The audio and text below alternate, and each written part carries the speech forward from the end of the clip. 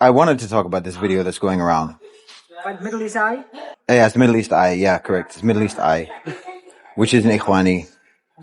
I think it's what's his name? Bashara is the guy who's the publisher of that, or the editor or something. Okay. Who is affiliated with Ikhwan, of Rashid Ghanouchi's daughter. Maybe a little bit background of who's Rashid Ghanouchi? Oh, he's Ikhwan from Tunisia, from a Nahda party. Okay. Currently in prison. This is the 70s, 80s? No, yeah, in the 90s, and 90s, yeah, okay. and 2000s. Okay. I mean, he after the Arab Spring, he was elected, or the Nahda party was elected, and then thrown out, and he's in jail now. Okay. But anyway, his daughter, sounding conspicuously like Margaret Thatcher, she said, okay, there's a few things in what she said. I won't critique every single thing that she said.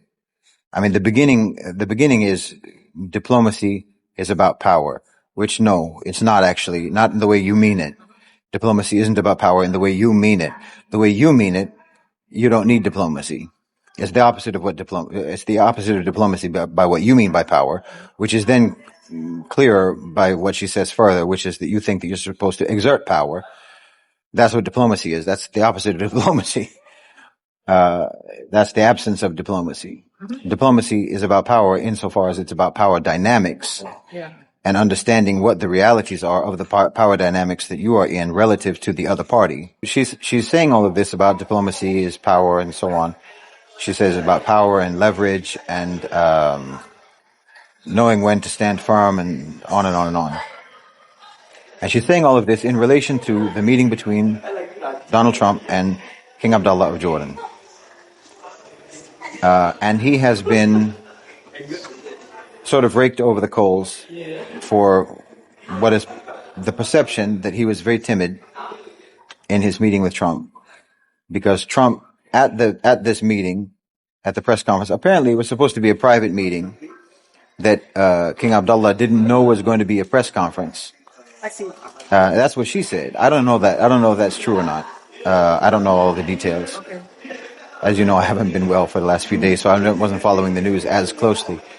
But I knew this was going to happen. I knew it did happen. I knew that they were going to have a meeting, and then there was a press conference, which is normal. But she is saying that it was like an ambush, that he wasn't expecting it to be a public sort of questioning,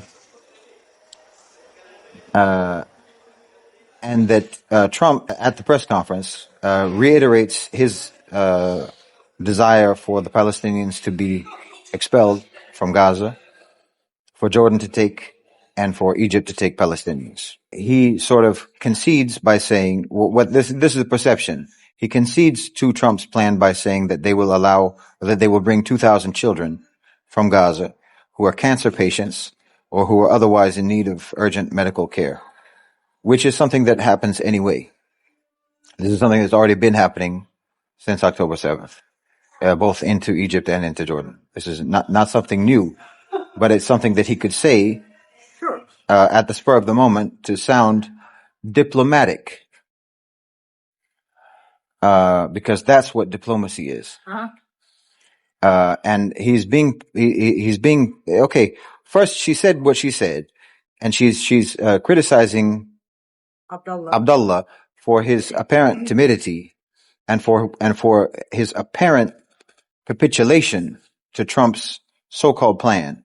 Okay, but then she herself, this is Rashid Ghanouchi's daughter, she herself says his position is the right position. King Abdullah, his position is the right position. It's the moral position. It's the legal position. It's the correct position, and so on. So why couldn't he just say it? Okay. One thing is, if you are acknowledging that the actual official position of the Jordanian government is the right position, the correct position, the moral position, the legal position, why are you talking? Yeah, it goes without saying. Why can't you just leave it at that? Yeah. Enough said. Alhamdulillah, they're taking the right position. Bas, khalas. Why do you have to keep talking? Why is there anything else to say? But you just have to find something to criticize. You're trying to turn a perception into a reality. the perception of his timidity into the reality of his capitulation, which is not true.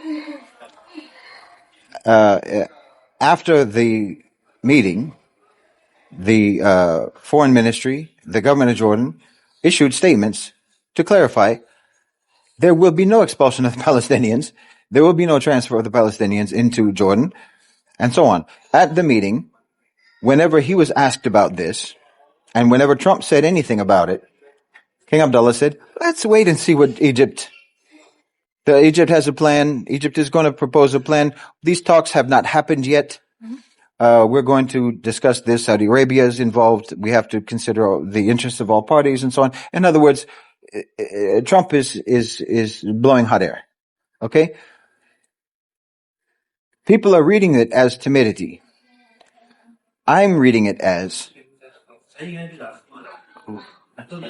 wallahi, the correct position. And I've said it before, and I've already said it more than once. Don't take a word Trump says seriously. He knows perfectly well that what he is proposing is absolutely ludicrous. He knows absolutely that this plan is going nowhere, and it was never intended to go anywhere. And yet people are still talking about it and taking it seriously. And because you take it seriously, you think King Abdullah is supposed to take it seriously. Meanwhile, he's treating Trump like Trump is saying, I'm going to eat the moon. Yes. Yes. We have mooncakes in Jordan. Yes, we have. Yes. It's amusing. He's being diplomatic. Yeah. That's what diplomacy is. And he is using the leverage. Mm-hmm.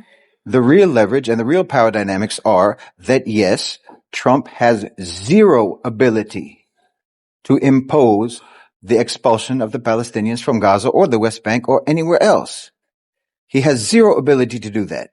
Everyone seems to know that except Middle East Eye, except for the Ikhwan, except for the Islamists, except for the people who love Iran, Hezbollah, and so on, and except for these, again, the Scott Ritter types, all of these, the George Galloway types, all of these people who are absolutely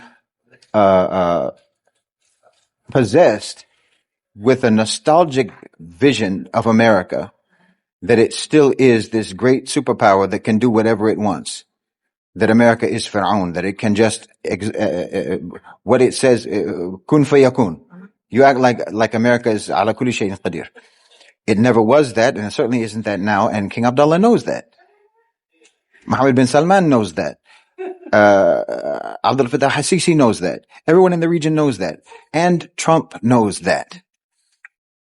What's funny is that this lot of people would not hesitate to be dismissive of Trump and ridicule him for things he says as just nonsense. Right.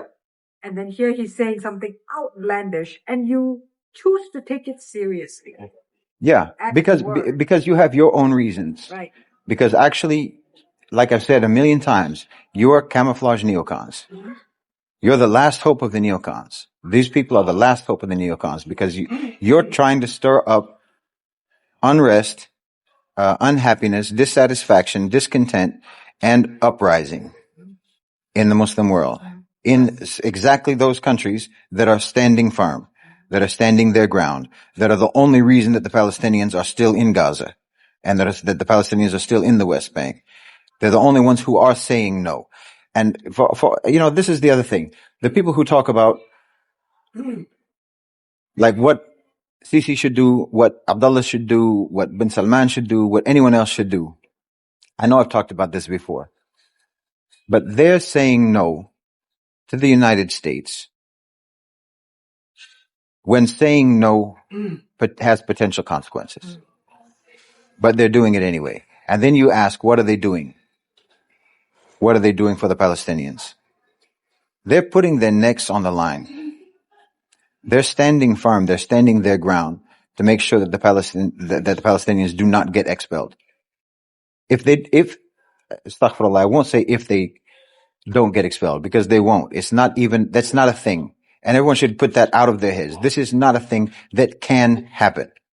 It's absolute insanity. I mean, look, I know I've said it already, but what this is this is the idea.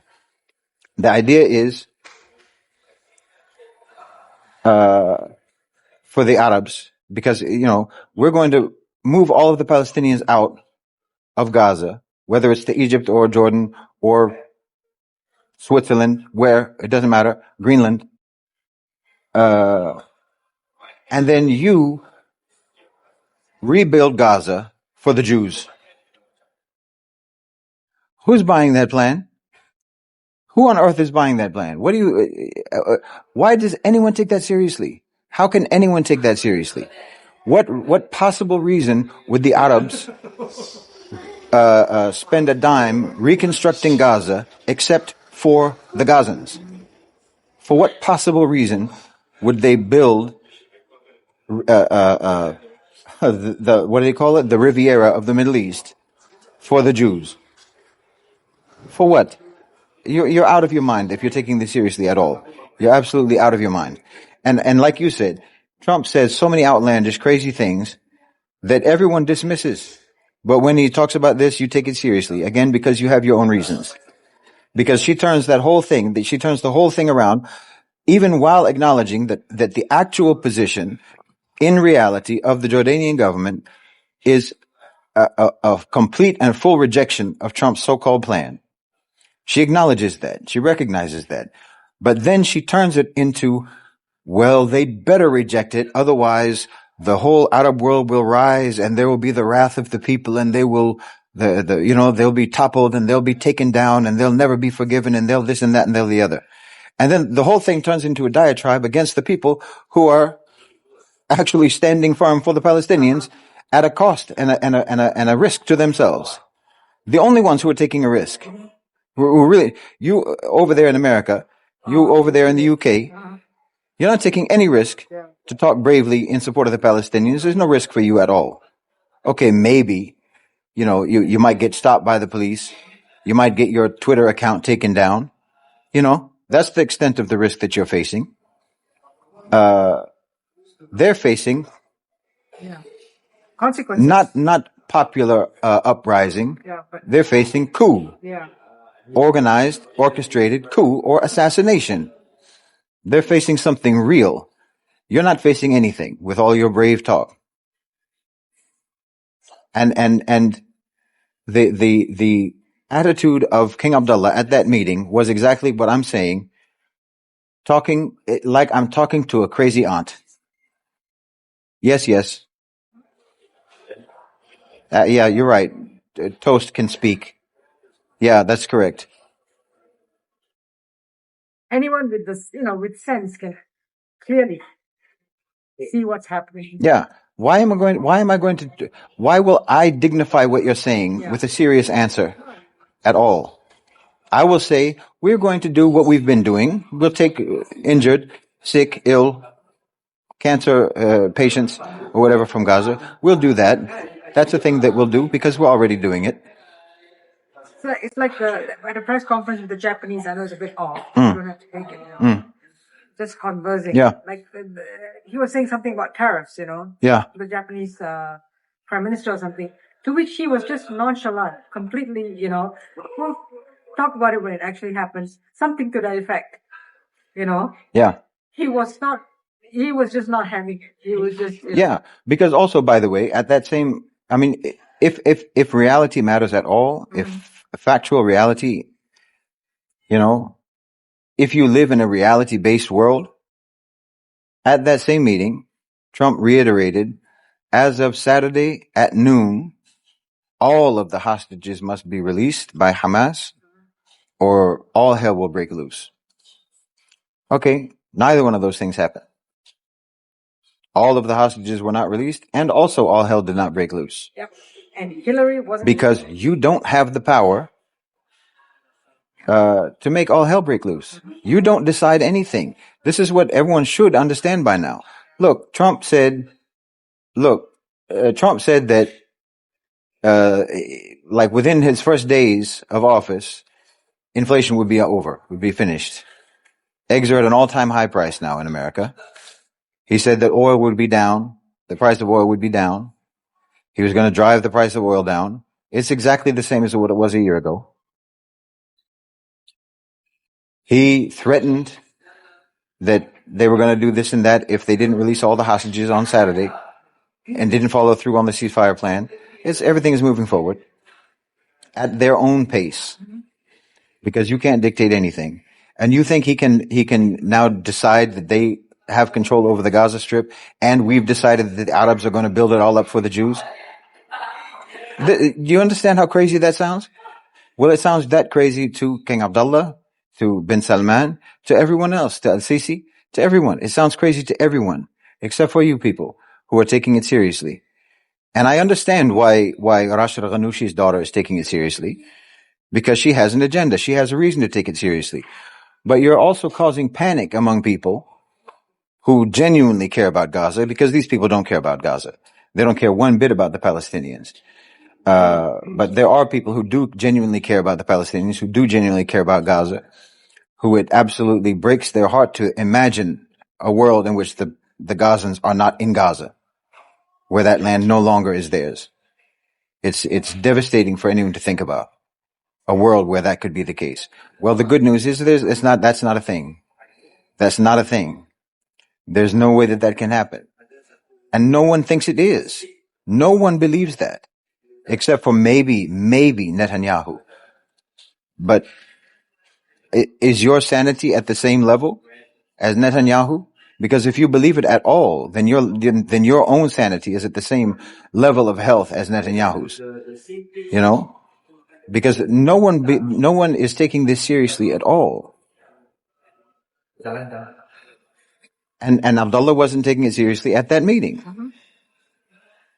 But he also didn't want to be needlessly confrontational, right, needlessly combative, needlessly, pound his chest or what have you, and say, no, we will never believe that the moon is edible. You look like a fool. Yeah, he wasn't being a child. And that reminds me. There's another thing that they're trying to do. To say that the UAE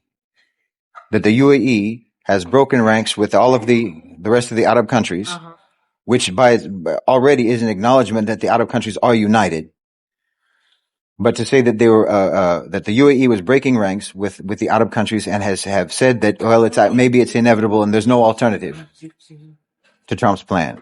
This was a thing that's going around, and there's an edited clip again by Middle East Eye, where Yusuf Otaiba, the UAE ambassador to America, they have an edited clip where he's saying, can you get along with the Trump administration? Well, we try to get along with everyone, and we try to, be diplomatic. And then they have an edited part where the interviewer is asking him, is the UAE presenting any alternatives? And so they've edited it in such a way to make it sound like any alternatives to Trump's plan. Right. And he said, no, we're not. There is no alternative. So they're doing a deceptive. They're making it very deceptive, because actually what Utaiba is saying, what the ambassador is saying, is he's being completely dismissive of Trump's plan. Okay. Trump's plan is no alternative.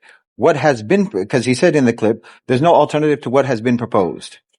What has been proposed is the Arab Peace Plan of 2002, that the Arab League, that the OIC, that everyone, that the GCC, that the United Nations, that BRICS, that China, that Russia, that everyone in the world, that the global consensus is supporting. So this is in its entirety. He says all of this. Yeah, so this is just pure mischief. This is malicious editing. Yeah. It's awful. You're clearly working for the Zionists. Yeah, and you're clearly trying to undermine that solidarity that actually does exist, that unity that actually does exist, that united stand that actually does exist, that you accidentally acknowledge exists by saying that the UAE is breaking ranks. Right. The reality is that there is absolute 100% solidarity in the Arab world, in the Muslim world, and outside of the Muslim world, in BRICS, and all of the OIC. Everyone is taking the same position. Palestinian state. Saudi Arabia, Palestinian state. Nothing happens without this. And complete rejection of the expulsion of the Palestinians. because obviously no one accepts this. Even France doesn't accept this. Like I said, it's not just the Muslims, it's not just the Arabs. Even France doesn't accept it. Even other European countries don't accept it. Even the EU didn't accept it. Nobody accepts it. There's only two people on the face of the earth that accept it. And that's the two delusional maniacs, Donald Trump and Netanyahu. And I don't even think Trump believes it for a second himself. I think the only one who's actually being led by the nose on this, and what a nose it is Netanyahu. No one else believes it except maybe Soumaya Ghanouchi. You know? But I don't even know if she believes it. I don't know if these people can even process information properly because they're so highly ideological that they can't even actually objectively process information themselves. You know? Yeah, because they're just serving a function of the their whole lens is skewed. Yeah. So they never actually see things straight on. Everything is warped every time. Yeah. So they may not actually even be able to perceive the fact that there is actually the official position of the government of Jordan. There's the official position of the government of Egypt. There's the official position of Saudi Arabia. And the rest of it is in your head. The rest of it is in your head. So who's the author of all of that then? Who's the author of all of this suspicion and all of these doubts and all of this slanders? It's not their actions. It's not reality. It's you thinking something about them that you have no basis upon which to think it. You know, and it's just, and subhanAllah, it's just like with the Israelis all this time. The only way that you can, the only evidence that you can ever have of Arab complicity with the Zionists is just to lie. Mm-hmm. Is literally just to make things up, to completely fabricate things.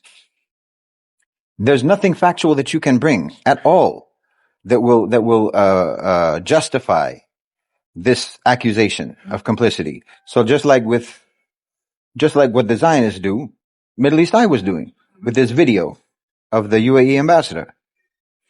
Because very clearly what he's talking about is the united position of the Arab and Muslim world and everyone else. Everyone except for America and Israel.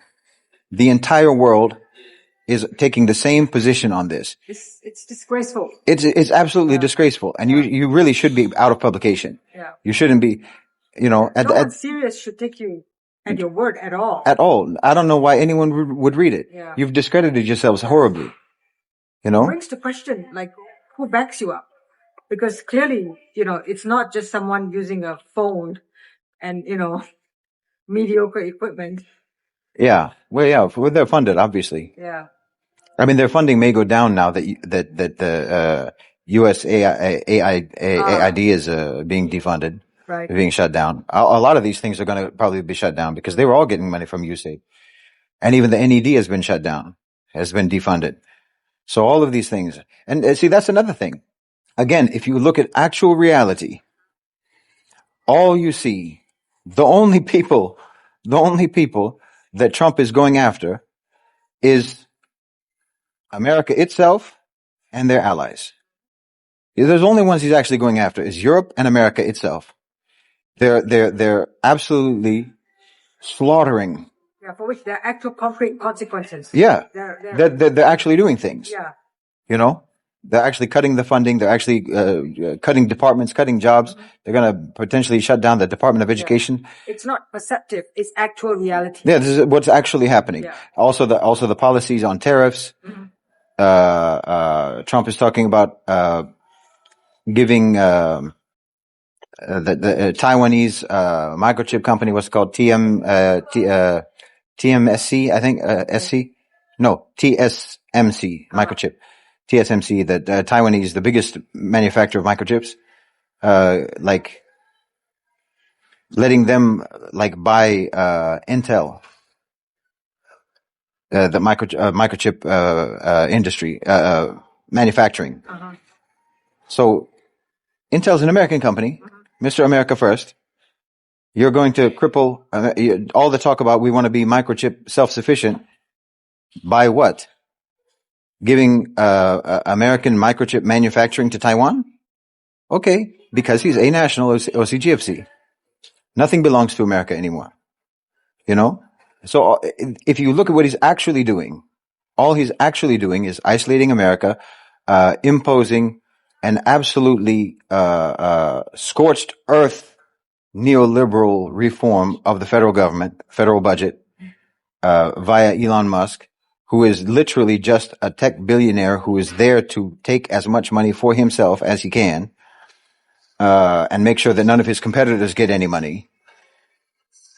It's so obvious if you look at what he's actually doing, but you're so busy thinking about the crazy things that he says and you're taking it seriously. Mm-hmm. Like there's any indication at all that he has power, like farther than he can throw a rock. You know? Honestly, what power does he have outside of America at this point? What actual power does he have?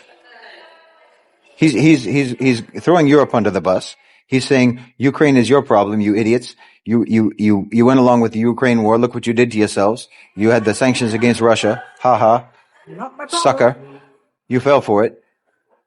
And now they're saying, what's his name? Vance, had a talk in Munich, security conference, saying, Europe's biggest enemy isn't China. Europe's biggest enemy isn't Russia. Europe's biggest enemy is themselves. And not only is that obviously misleading because your biggest enemy is America, but what he's saying is it's about to be. Your biggest enemy is about to be yourselves. Because of what I've always been saying, you're going to be a conflict zone. Yeah. That's what we have planned. That's why Trump is talking about you have to take on responsibility for your own security. Mm-hmm. And that's why they're talking about leaving NATO, or else Ukraine definitely cannot be a part of NATO because we're going to give a big chunk of that to Russia. And anyway, it's basically Russia's anyway. And if Russia wants to do what they want to do, we're not going to be involved. Yeah. And now you all can fight each other. And if a NATO country fights another NATO country, then America is supposed to intervene. Right. Well, you know, or if any NATO country gets attacked, then America is supposed to intervene. Well, what are you supposed to do if America attacks it? What are you supposed to do? If a NATO country attacks a NATO country, who's supposed to intervene to stop that? You know? What, are all of the NATO countries going to attack America? If America attacks Greenland, for example? If America attacks Greenland, are all of the NATO countries going to get together and attack America? They can't even defend themselves. You know? So everything that I've talked about for the last 3 years is happening right before your eyes. The isolation of America, the throwing of Europe under the bus, the rise of BRICS, the rise of China, the withdrawal, the delinking, yeah, and the decline and the decrease and the retreat of American interference in the Middle East, and the fact that America has very, very, very little say in how that situation is going to be resolved, and that and look, even Trump is going to meet with Putin about Ukraine, mm-hmm, and about the Middle East in Saudi Arabia. You know, how much clearer can it be to anyone? I don't know why anyone talks about this, about this expulsion thing. Zero people take it seriously, mm-hmm, and you're actually keeping it. No one talks about it like it's serious. Yeah, no world leader talks about it like it's serious, yeah, at all. Exactly. And the people in the region don't talk about it like it's serious. What does that tell you? Use your mind. So, I mean, don't just, like I keep saying, don't pounce on every headline. Don't jump to react to everything. And anyone who's trying to alarm you and make you alarmed about something, your response should always be to be calm. Yeah. That's always the right response. Mm-hmm. Always be calm, and be cool, mm-hmm, be collected, and think it through. Yeah. Stop and reflect, and think, does any of this make any sense at all? And also try to monitor yourself when you're seeing something with your own eyes. When you're watching, for example, that press conference with King Abdullah and Trump, be realistic. Okay, I had someone message me on Twitter. How can he just take control, or how can he just own the land? It's not even for sale. That's a rhetorical question. That's not a serious question that you ask someone because you don't know the answer. That's a rhetorical question. The answer is, paraphrasing Naughty by Nature. How will he do it? How will he make it? He won't. That's how. He won't. The answer is obvious. But you have some kind of weird awe that you think somehow Trump is king of the world. It's we talked about it before. It's this weird power of confidence, of overconfidence that, especially for Americans are convinced by it. I don't know about obviously people around the world are not convinced by just braggadocious, bodacious confidence. But it works in America. It can get you through. It can get you by. It can be convincing. It can be persuasive. You can be a big con man as long as you're very confident. If you tell people with absolute certainty and conviction, I can eat the moon, people will actually believe maybe this guy can eat the moon. I want to be there. I want to watch. And then they'll be shocked when you can't. Yeah. And everyone else thinks that both of you are idiots. Yeah. The one watching in is thinking, yeah, how foolish you are. Yeah. How are you watching this? You actually paid for pay-per-view to watch a guy eat the moon because you thought it was going to happen, or you had some question about whether it might happen or not happen? What are you talking about? The expulsion of Gazans? By who? To where? For the rebuilding of Gaza? By the Arabs who are going to pay for all of that for the sake of the Israelis? What are you talking about? Is it going to be made of Legos? Is it going to be made of cheese? Why don't we just continue with the fantasy? Is everyone going to be riding around on Pegasus and unicorns? Why is it's also this, there's an addiction to being alarmed. Yeah. There's an addiction people have. It's like I've talked about before, how politics has become an entertainment genre. Just like in genres of entertainment, you've got horror, you've got comedy, you've got thriller, you've got suspense, whatever. Yes. There's a particular genre in the political entertainment genre of continuous alarm. Yeah, and self-defeatism and self-defeat. Yeah, despair, despondence, masochism. Exactly. It makes you feel alive to be in panic or something. I don't know, but get over it or stay quiet. Yeah. Do us all a favor and stay quiet. Stay out of politics. Just be silent, because you're not helping at all. Thank you and good night.